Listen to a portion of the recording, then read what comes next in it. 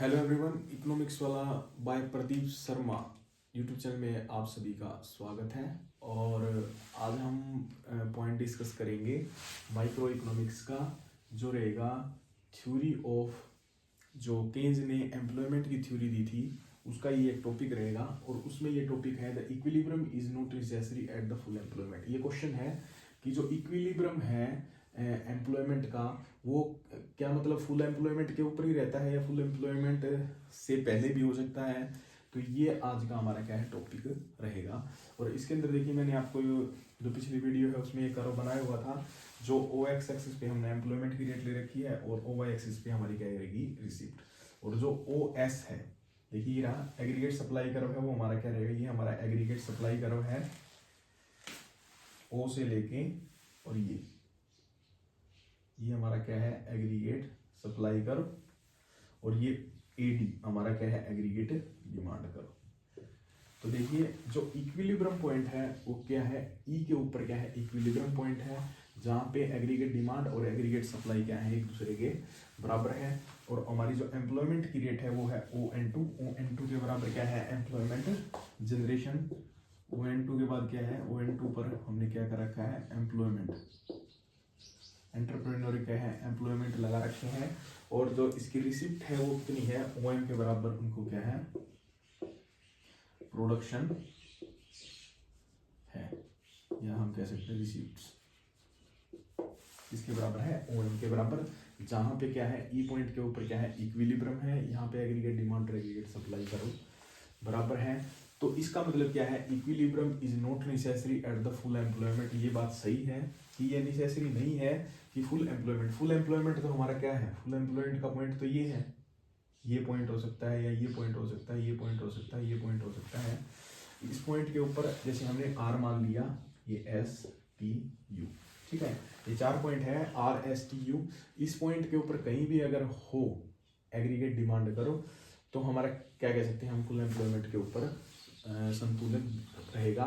लेकिन इससे पहले ई पॉइंट के ऊपर क्या है हमारा क्या है संतुलन बना हुआ है, और ये हमारा इक्विलिब्रियम पॉइंट है, ठीक है।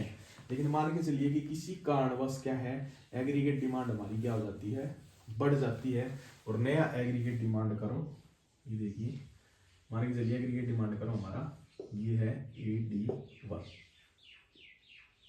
ये हमारा क्या है ए डी वन, ठीक है।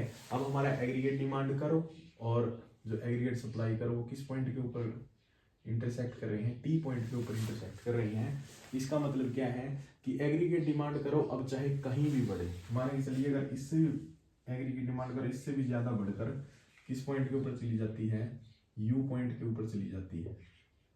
मान के चलिए यू पॉइंट है, ये हमारा क्या है एग्रीगेट सप्लाई करो, यू पॉइंट के ऊपर क्या है हमारा एग्रीगेट डिमांड करो बढ़ के ए डी टू हो जाती है।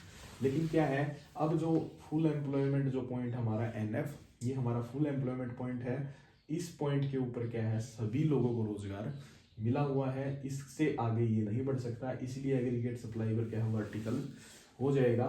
और इस पॉइंट के ऊपर क्या है इक्विलिब्रियम होगा, जहाँ पे क्या है हमें जो जितने भी लोग हैं उनको सभी को रोजगार मिल रहा है।